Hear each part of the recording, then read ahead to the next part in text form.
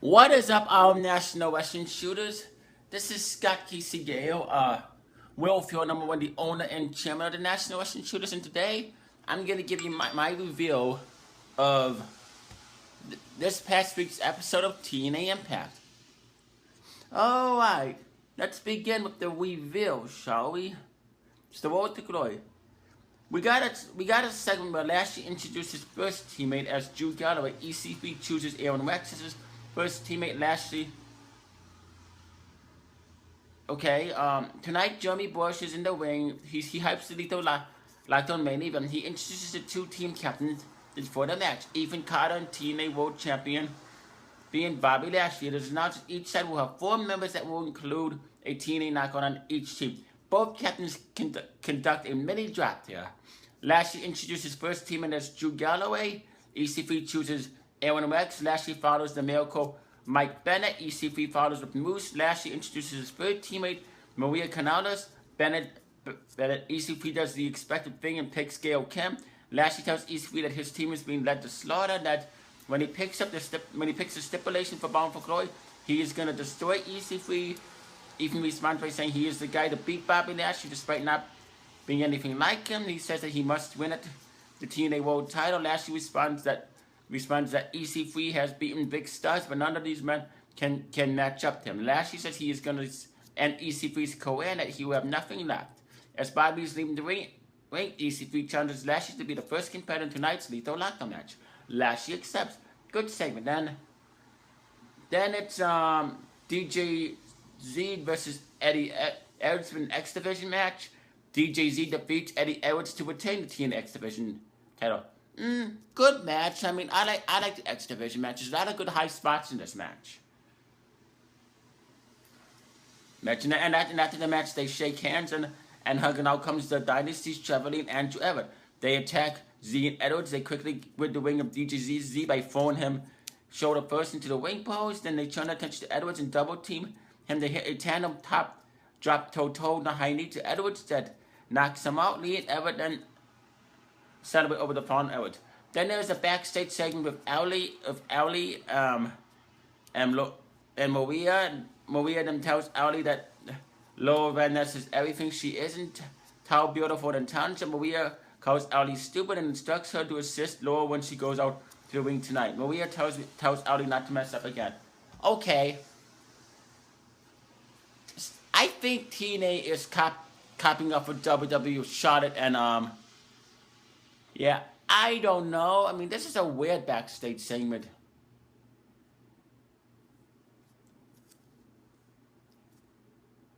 Man, I think to me TNA is the whole entire movie and Ali whose voice is annoying. To me TNA is copying off the whole entire Charlotte and Dana Brooke angle.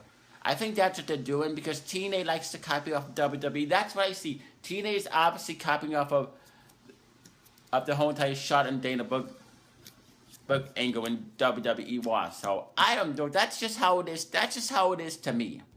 That's the way I see it. Then Josh Matthews is in an empty room with Mike Bennett and Moose. They're talking. The interviews are labeled as being early from today. Matthews interviews both of them. They talk about the upcoming match at Bound for Glory. Mike Bennett says that he and Moose used to have teamwork and that the Moose had a job to do and he couldn't do it. Moose responds that he has played out there as a football and that there has always been one constant at every team. Egotistical bastards like Mike Bennett, guys who think that they are better than everyone else, guys who run their mouth. Moose says that they used to throw guys around, guys like that into cold tubs and tie them up to goalposts and then teach them a lesson. Bennett responds by telling Moose that this isn't football, this isn't the NFL. Bennett says that Moose's days in the NFL are over. He states that Moose always has been jealous of him. Bennett says that after he beats Moose at Bound for Glory, that Moose chant will never be done again. Moose offers to give him the miracle one-way ticket straight to hell. Both men stand up and make the last statement. I like this. I thought it was good. I mean, I thought it was a good interview segment. And then Madison Wayne is introduced. Next we have Madison Wayne versus Laura Van Ness. Laura Van Ness defeats Madison Rayne via pinfall. It was a good women's match. Then Jeremy Bosch introduces Laura as the winner. Allie takes the mic from him and says that Maria wanted her to announce the winner. Yeah, okay. Backstage segment, Drew Galloway is in the ring, inside the ring. With him, the Impact Grand Championship. Galloway talks about the true main event at Bound for Glory, his Grand Championship final match with Aaron Rex. Galloway calls out Rex to speak them face to face. When Rex arrives, Drew tells him that they will make history. This Sunday, Drew brings up the past of how TNA had cracks in the foundation when he first arrived. Drew says that he was the hero and savior that TNA needed at the time, because how he became champion, traveled the world promoting TNA. Drew says that he saved TNA. He then grabs the mic in Damien Sandow fashion and says to the guys in the back, "You're welcome." Aaron Rex responds by calling Drew's rant delusional. He tells Drew to get his own tagline. Rex takes issue with Drew calling himself the sole reason for TNA's success. Rex harps on how Impact Wrestling is the best show in our wrestling, best show in any that takes place in the ring. Rex says this isn't about Drew, that he just Gallowayed up. Drew asks what that means. Rex says it means that it's a 6.5 only piece of crap. Drew fires up nicely in response. He goes through how great he and demands Aaron's respect and tells him to address him as sir.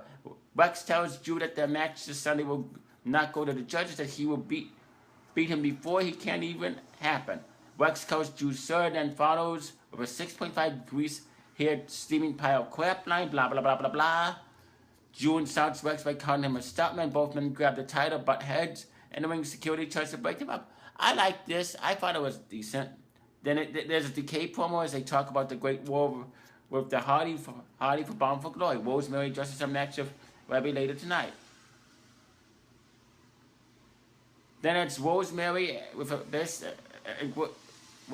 and Crazy Steve versus Webby and Broken Matt Hardy, but no. Web Hardy defeats Rosemary. That is disqualification. Interesting match, and then interesting segment. So the Decay and Hardys go to battle as soon as the match ends. They brawl throughout the court, end up in different parts of the arena. Matt and Abyss fight to the back. Neil and Steve fight to the rafters. Rosemary sets up a table at ringside. Her and Webby trading blows in the ring. They fight on the apron as Rosemary hits Webby for side effect through a table. Yeah, that was alright. Then there's a backstage segment with the Lethal Lockdown contender to know what happened. Then there's a weird, odd, good segment backstage from the break. Buddy Nail and Crazy Steve have reached the roof of the Impact Zone. Steve has a steel chair in hand and he knocks Nail down to the ground.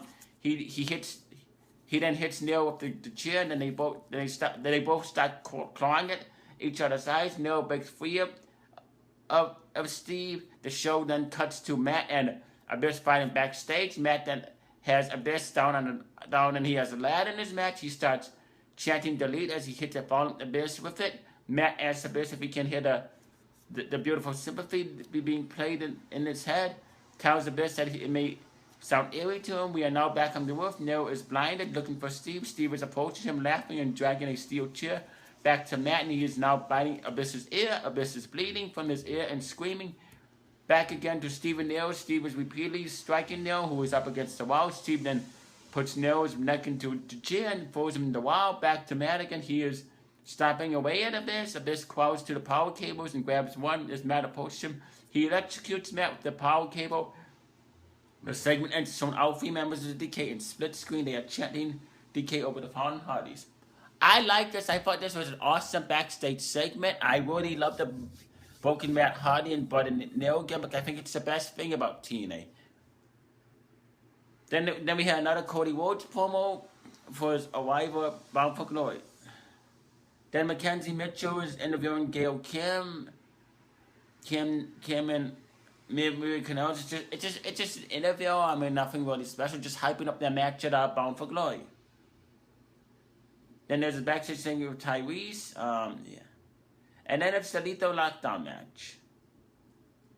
this was a really, really awesome match. Lots of high spots in this match. Lots of hard wrestling moves. I really enjoyed this.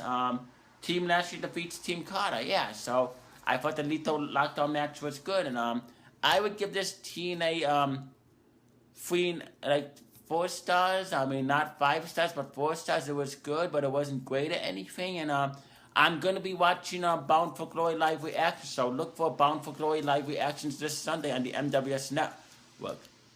And subscribe to the National Western Shooters, NWS Revolution, NWS Network. Subscribe to my West Coast friends, BBB 717. JH Films, The Contract 14. Subscribe to the AWA Mitchell Miette. Subscribe to Scorpion Death Drop. Subscribe to Global Smith Entertainment. Subscribe to Godzilla Hawk. Comment down below and tell me what you thought of TNA Impact and what you liked about it. You stay classy, live long and prosper, and peace out.